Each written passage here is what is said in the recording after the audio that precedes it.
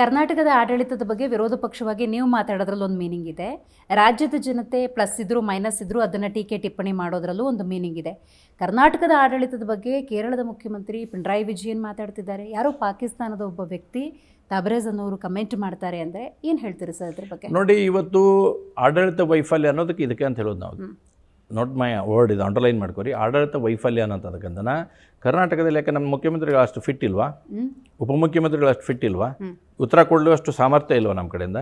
ನಮ್ಮ ಕರ್ನಾಟಕ ಸರ್ಕಾರಕ್ಕೆ ಏನಾಗಿದೆ? ಪಕ್ಕದ ರಾಜ್ಯದ ಮುಖ್ಯಮಂತ್ರಿಗಳು ಬಂದು ನಮ್ಮ ರಾಜ್ಯದ ಬಗ್ಗೆ ಉಲ್ಲೇಖ ಮಾಡ್ತಾರೆ. ಹಾಗಾದರೆ ನಾವು ಯಾಕೆ ಅದಕ್ಕೆ ತಲೆ ದುಗಿಸುವಂಥದ್ದಾಗಿತ್ತು? ಇವತ್ತು ನಮ್ಮ ಕರ್ನಾಟಕದಲ್ಲಿ ಇರ್ತಕ್ಕಂಥ ಈ ಪಾಲಿಟಿಕ್ಸ್ ಏನಿದೆ, especially for in between Congress politics ಏನಿದೆ, ಆ ಸಮಸ್ಯೆನೇ ನಮಗೆ ಭಾಳಷ್ಟು ಸಮಸ್ಯೆಗಳು ಈಡಾಗ್ತದೆ. ಇವತ್ತು ಕೇರಳದ ಮೇಲೆ ಅಷ್ಟ್ಯಾಕೆ ಪ್ರೀತಿ ಇವತ್ತು?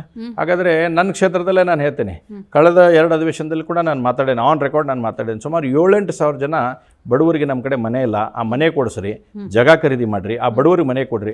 ಅವ್ರಿಗೆ ಜಾಗ ಖರೀದಿ ಮಾಡೋಕೆ ಸರ್ಕಾರ ಕಡೆ ದುಡ್ಡಿಲ್ಲ, ಮನೆ ಕಟ್ಸೋಕೆ ಸರ್ಕಾರ ಕಡೆ ದುಡ್ಡಿಲ್ಲ. ಆದ್ರೆ ಯಾರೋ ಬಂದಿದ್ದಾರ, ಎಲ್ಲೋ ಪಾಕಿಸ್ತಾನೋ ಎಲ್ಲೋ ಬಾಂಗ್ಲಾದೇಶ, ಅವ್ರಿಗೆ ಬಂದವ್ರಿಗೆ ಮಣಿ ಹಾಕುವಂಥ ಕೆಲಸ ಮಾಡಿದ್ರು. ಇದಕ್ಕಿಂತ ದುರ್ದೈವದ ಸಂಗತಿ ಕರ್ನಾಟಕಕ್ಕೆ ಏನಿದೆ? ಕೇರಳ ಮುಖ್ಯಮಂತ್ರಿಗಳು ಮಾತಾಡ್ತಾರೆ, ಕೇರಳ ಸಚಿವರು MLAಗಳು ಇಲ್ಲಿ ಬಂದು ನೋಡೋಕಾರ, ಯಾಕೆ ನಮ್ಮವ್ರು ಇಲ್ವಾ ಇಲ್ಲಿ ಮಾಡೋಷ್ಟು ಹ್ಯಾಂಡಲ್ ಮಾಡಿಸ್ತಕ್ಕಂಥ ಪ್ರಯತ್ನ ಆಗಿದ್ದಿಲ್ವಾ? ವಾಟ್ ಎವರ್ ಫಸ್ಟ್ ಏನು ಡಿಸಿಷನ್ ತೆಗೆದುಕೊಂಡ್ರೆ ಅದು ಒಳ್ಳೆ ರೀತಿಯಾಗಿರ್ತಕ್ಕಂಥ ಡಿಸಿಷನ್ ಇತ್ತು. ತದನಂತರ ತೆಗೆದುಕೊಂಡಿರ್ತಕ್ಕಂಥ ನಿರ್ಧಾರ ಬಹಳ ದುರದೃಷ್ಟಕರವಾಗಿರ್ತಕ್ಕಂಥ ನಿರ್ಧಾರ ಸರ್ಕಾರ ಮಾಡಿದೆ. ನಿಮ್ಮ ವಿಚಾರಕ್ಕೆ ಬರ್ತೀನಿ ಸರ್. ಮಾತಾಡಿರೋದು ಪಿಣರಾಯಿ ವಿಜಯನ್ ಅವರು ಕರ್ನಾಟಕದ ಬಗ್ಗೆ. ಕರ್ನಾಟಕದಲ್ಲಿ ಯಾವುದೇ ಸರ್ಕಾರ ಆಡಳಿತ ನಡೆಸ್ತಾ ಇರಲಿ ಮಾತಾಡಿದ್ದಾರೆ. ವಿರೋಧ ಪಕ್ಷದ ನಾಯಕರಾಗಿ ಆರ್ ಅಶೋಕ್ ಅವರು ಅಥವಾ BJP ಕೂಡ ನಮ್ಮ ಆಡಳಿತವನ್ನು ನೋಡ್ಕೊಳ್ಳೋಕೆ ನಾವಿದ್ದೀವಿ, ನೀವು ಅದ್ರ ಬಗ್ಗೆ ಕಮೆಂಟ್ ಮಾಡೋದು ಬೇಡ ಅಂತ ಹೇಳ್ಬೋದಲ್ಲ? ನೋಡಿ, ನಾನು ಈಗ ಸ್ಪಷ್ಟವಾಗಿ ಹೇಳಿದೆ, ನಿಮ್ಗೆ ಹೇಳ್ತಾ ಸಂದರ್ಭದಲ್ಲಿ ನಮ್ಮ ಮುಖ್ಯಮಂತ್ರಿಗಳಿದ್ದಾರೆ, ನಾವು ರಾಜ್ಯದ ಇನ್ ಬಿಟ್ವೀನ್ ಬಂದಂಥ ಸಂದರ್ಭದಲ್ಲಿ ನಾವು ಭಾಳ ಸ್ಪಷ್ಟ ಇದೆ. ಕರ್ನಾಟಕ ಅಂತ ಬಂದಾಗ ನಾವೆಲ್ಲರೂ ಕೂಡ ಕರ್ನಾಟಕದ ಒಟ್ಟಾಗಿ ಒಂದಾಗ ನಿಲ್ಲುವಂಥ ಪ್ರಯತ್ನ ಮಾಡ್ತೇವೆ. ಅದು ಮಹಾರಾಷ್ಟ್ರ ಜೊತೆ ಇರಲಿ, ಅಥವಾ ಗೋವಾ ಜೊತೆ ಇರಲಿ, ಅಥವಾ ಕೇರಳ ಜೊತೆ ಇರಲಿ. ಆದರೆ ಸರ್ಕಾರದ ನಿಲುವು ಹೆಂಗಿರಬೇಕು?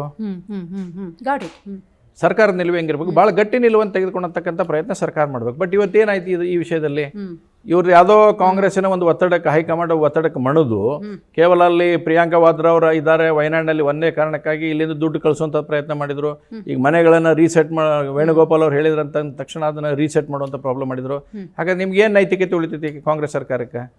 ಯಾವುದೇ ರೀತಿಯಾದಂಥ ನೈತಿಕತೆನೇ ಉಳಿಲಿಲ್ಲ ಇವತ್ತು. ಎಸ್ಪೆಷಲಿ ಈಗೇನು ಇಶ್ಯೂ ಬೆಂಗಳೂರಲ್ಲಿ ಆಗ್ತಾ ಇದೆ, ಅದಕ್ಕೆ ನೈತಿಕತೆ ಅನ್ನೋದು ಕಳ್ಕೊಂಡು ಹೋಯ್ತು ಕಾಂಗ್ರೆಸ್ಸಿಗೆ. ಈಗ ಭಾರತೀಯ ಜನತಾ ಪಾರ್ಟಿ ನಾವು ಅದ್ರ ವಿರುದ್ಧ ಆಟೋಮೆಟಿಕ್ಲಿ ನಾವು ಮಾತಾಡ್ತೀವಿ. ಕೋಗಿಲು ವಿಚಾರ ಪ್ರಸ್ತಾಪ ಆಗಿದ್ದರಿಂದಾಗಿ ಆರ್ ಅಶೋಕ್ ಅವರು ಮತ್ತು ನಿಮ್ಮ ನಿಯೋಗ ಭೇಟಿ ಕೊಡುತ್ತೆ. ಕ್ರಾಸ್ ಚೆಕಿಂಗ್ ಕ್ವಶನ್ಸ್ ಏನಿತ್ತು ಸರ್, ವಿಚ್ ಇಸ್ ಅದೊಂಥರ ಹಿಟ್ ಮಾಡ್ತು ಅಂತ ಹೇಳ್ಬೋದು. ಸತ್ಯಗಳು ಹೊರಗಡೆ ಬಂತು. ಅಲ್ಲೊಬ್ಬ ಮಹಿಳೆ ಹೇಳಬೇಕಾದ್ರೆ ನಾವು 15 ವರ್ಷದಿಂದ ಇದ್ದೀವಿ ಅಂತ ಹೇಳ್ತಾರೆ, ನೋಡಿದ್ರೆ 1 ವರ್ಷದಿಂದ ಅಲ್ಲಿ ರೆಕಾರ್ಡ್ಸೇ ಇಲ್ಲ. ಸ್ಪಾಟಿಗೆ ಹೋದಾಗ ಸತ್ಯ ಗೊತ್ತಾಗುತ್ತೆ ಅಂದರೆ ಆಡಳಿತ ಮಾಡೋ ಅಧಿಕಾರಿಗಳಿಗೆ ಗೊತ್ತಿಲ್ವಾ, ಸರ್ಕಾರಕ್ಕೆ ಗೊತ್ತಿಲ್ವಾ ಅನ್ನೋ ಪ್ರಶ್ನೆ ಬರುತ್ತೆ. ನೋಡಿ ಮೇಡಮ್, ಇದು ಬಹಳ ಸ್ಪಷ್ಟ ಇದೆ. ಸರ್ಕಾರ ಈ ನಿಟ್ಟಿನಲ್ಲಿ ಯಾವುದೇ ರೀತಿಯಾದಂಥ ಯೋಜನೆಗಳನ್ನು ಮಾಡ್ತಾ ಇಲ್ಲ. ಕೇವಲ ನಾವು ವೋಟ್ ಬ್ಯಾಂಕ್ ಪಾಲಿಟಿಕ್ಸು, ಅಲ್ಪಸಂಖ್ಯಾತ ತುಷ್ಟೀಕರಣ ಇವೆರಡು ಇಟ್ಕೊಂಡು ಇವತ್ತು ಮುನ್ನಡೆಯುವಂಥ ಪ್ರಯತ್ನ ಆಗ್ತಾಯಿದೆ. ಅದು ಇವತ್ತು ಭಾಳ ದೊಡ್ಡ ಸೆಟ್ ಬ್ಯಾಕ್ ಕರ್ನಾಟಕ ಆಗ್ತಿರ್ತಕ್ಕಂಥ ಸಂಗತಿ.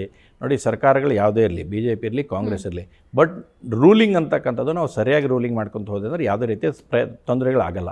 ಆದರೆ ಇವತ್ತು ಇದೇನು ತುಷ್ಟೀಕರಣ ಒಂದು ಬಂದುಬಿಟ್ಟಿದೆ, ಆ ತುಷ್ಟೀಕರಣ, ವೋಟ್ ಬ್ಯಾಂಕ್ ಪಾಲಿಟಿಕ್ಸು, ಆ ಕಾರಣಕ್ಕಾಗಿ ಇವತ್ತು ಕರ್ನಾಟಕ ನುಲುವಂಥ, ಒಂದು ಕಡೆ ಗ್ಯಾರಂಟಿಗೆ ನುಲುಕ್ತಾರೆ, ಇನ್ನೊಂದು ಕಡೆ ಈ ಪಾಲಿಟಿಕ್ಸ್ ಮಾಡೋಕ್ಕೆ ಹೋಗಿ ನುಲುವಂಥ ಪ್ರಸಂಗ, ಎರಡೂದರಲ್ಲಿ ಕೂಡ ಅಫೈಲ್ಯತೆಯನ್ನು ಹೊಂದುವಂಥ ಪ್ರಯತ್ನವನ್ನು ಇವತ್ತು ಕಾಂಗ್ರೆಸ್ ಕಡೆಯಿಂದ ಆಗ್ತದೆ.